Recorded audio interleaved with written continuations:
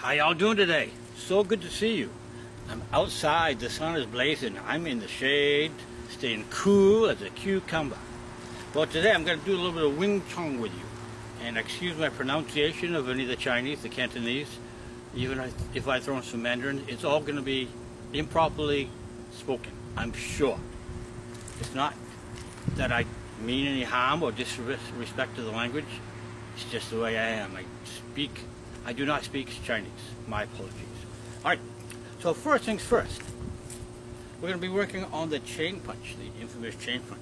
But to start with, I want to show you where my hands go. If I'm going to go into any confrontation with anybody, my hands come right up here. Now, you see this.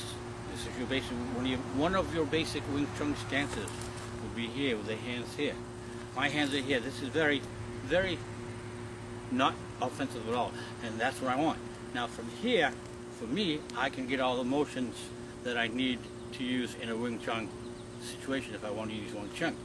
What I primarily use Wing Chun for is to add on, especially some of the things we'll be going over either today or later.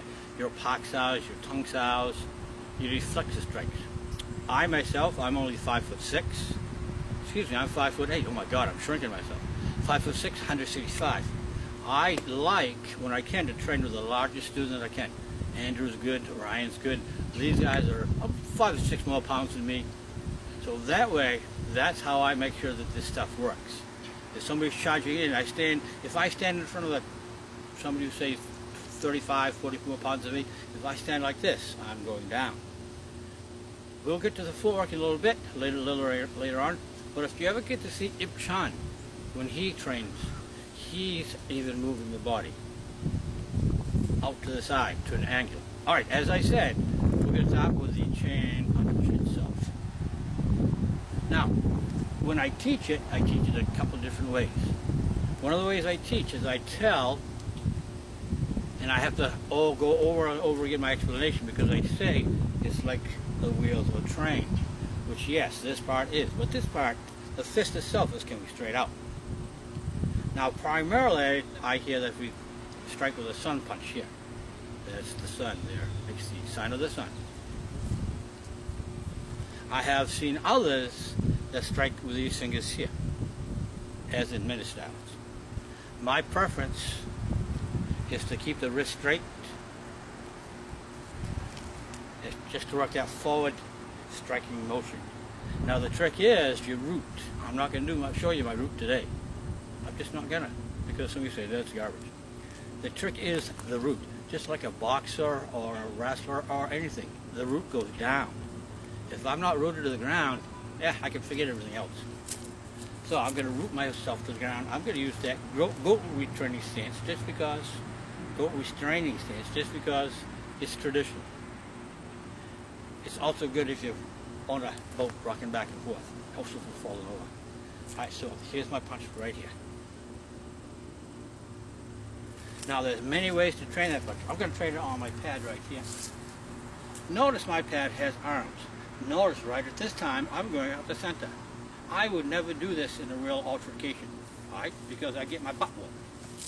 But to train just to strike, and to strike at all, this is strike alone. And this is so we can train it with partners. I'm going right here, right around the middle. There's a lot of bugs out there. All right, so there's two.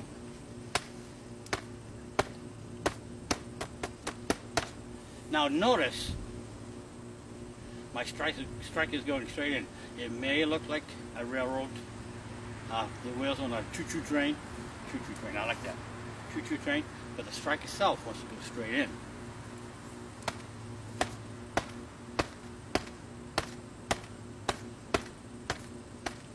Now why would we use these concepts? The concepts. I love concepts. Well, the first concept I want to talk about is, again, the rooting of the legs into the ground. If I'm in a neutral stance on a bag, I want to make sure that my force, my energy of my body is going that way. I do not want to do this. If I'm falling backwards, then my root isn't proper. Now, when you do root, that means you have to bend your knees, bend your legs. Lots to do with the spine and the hips as well, but that's a story for another day. So train this on a bag a bag or some device like this. I'm not hitting a tree. Tree's hurt. I condition, not that much. I like my beautiful hands to remain the same way as they are. So again, straight, straight. I'm using these knuckles here. Different punches for different days. You know who taught me how to do a hook punch? Bill Wallace. The master of cooking. Master of kicking, not cooking, that's somebody else. Alright, so that's it for today. We're going to go right off to another one pretty soon.